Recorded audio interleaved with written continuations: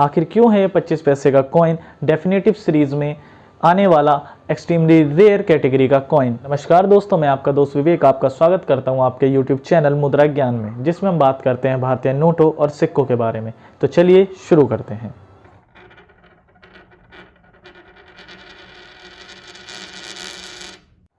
तो जैसा कि आपने थंबनेल में देख ही लिया होगा, आज हम बात करेंगे 25 पैसे के डेफिनेटिव सीरीज में आने वाले एक्सट्रीमली रेयर कॉइन के बारे में। तो ये है वो 25 पैसे का कॉइन।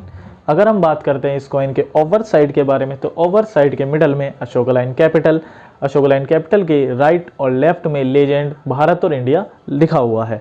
और अगर हम बात करते हैं इसके रिवर्स साइड के बारे में, तो रिवर्स साइड के मिडल में 25 जो कि इस कॉइन का डिनोमिनेशन है, डिनोमिनेशन के नीचे मिंटिंग ईयर 1980, और कॉइन के टॉप राइट और टॉप लेफ्ट में आप देख सकते हैं पैसे हिंदी और इंग्लिश में लिखा हुआ है। और बॉटम राइट और बॉटम लेफ्ट के अंदर अगर आप देखेंगे तो एक गेहूं की बालियों का एक खूबसूरत डिज़ाइन बना हुआ है। अगर हम बात करते हैं इसके स्पेसिफिकेशंस के बारे में, तो इसका मेटल कॉम्पोजिशन है वो है कॉपर निकल, जिसके अंदर 75% कॉपर और 25% निकल है, जिसे हम आमतौर पर भाषा में गिलेट बोलते हैं। और अगर इसके साइज़ की बात करते हैं तो ये है 19 मिलीमीटर्स, 19 मिलीमीटर। और अगर हम बात करते हैं इसके वेट के बारे में, तो वो है 2.5 ग्राम। अब हम बात करते हैं इसके इतने एक्सट्रीमली रेयर होने के पीछे के कॉन्सेप्ट की।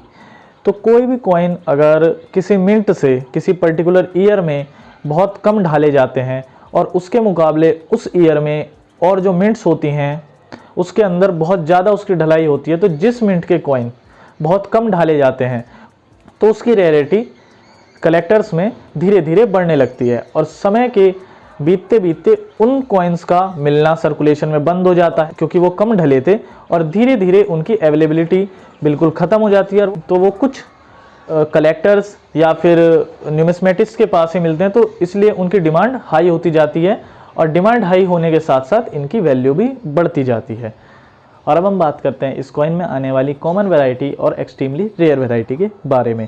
तो ये कॉइन्स 1980 में 3 मिंटों से ढाले गए थे, जो कि कोलकाता, हैदराबाद और बॉम्बे मिंट है। कोलकाता और हैदराबाद मिंट के जो कॉइन है वो आज की डेट में कॉमन कॉइन्स की कैटेगरीज में आते हैं, और जो बॉम्बे मिंट का कॉइन है वो एक्सट्रीमली रेयर कॉइन्स की कैटेगरी में आता है। और अब हम कैसे डिफाइन करेंगे कि जो हमारे पास कॉइन है वो एक्सट्रीमली रेयर है या फिर एक कॉमन कॉइन है। तो अगर आपको ये जानना है तो आपको देखना पड़ेगा इस कॉइन का मिंटिंग ईयर। अगर 1980 के नीचे डायमंड मिंट मार्क है तो आप समझ जाइए आपका कॉइन एक्सट्रीमली रेयर कॉइन है। अगर 1980 के नीचे अगर कोई मिंट मार्क नहीं है या फिर 5 point star shape mint mark है तो आप समझ जाइए आपका कॉइन कॉमन कैटेगरी का कॉइन है।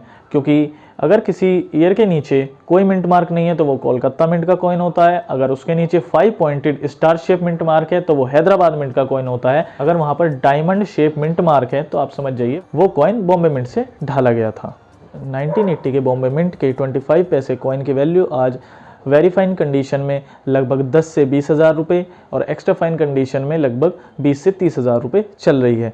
अगर आपके पास ये कॉइन यूएनसी कंडीशन में है तो आपको इस कॉइन के लगभग 40 से 50 हज़ार भी मिल सकते हैं। पर मुझे ऐसा नहीं लगता कि ये कॉइन आपको यूएनसी कंडीशन में कहीं से मिलेगा, क्योंकि मैंने बहुत सारी इसके बारे में रिसर्च करी, तब भी मुझे कई न्यूमिस्मेटिक्स से मैंने इस बारे में बात करी और कई कलेक्टर्स से, पर मुझे ये कॉइन यूएनसी कंडीशन में किसी के पास भी नहीं मिला। अगर आपको ये यूएनसी कंडीशन में कॉइन मिलता है तो आप हमारे साथ इमेजेस शेयर कर सकते हैं हमारी मेल आईडी पर। अगर आपके मन में भी भारतीय नोट और सिक्कों से जुड़े हुए सवाल तो आप हमें कमेंट बॉक्स में कमेंट करके पूछ सकते हैं, हम आपका जवाब ज़रूर देंगे। ऐसी ही ज्ञानवर्धक और रोचक वीडियोज़ को देखने के लिए आप हमारे चैनल को सब्सक्राइब कर दें, वीडियो को लाइक करें और हमारे साथ जुड़े रहें।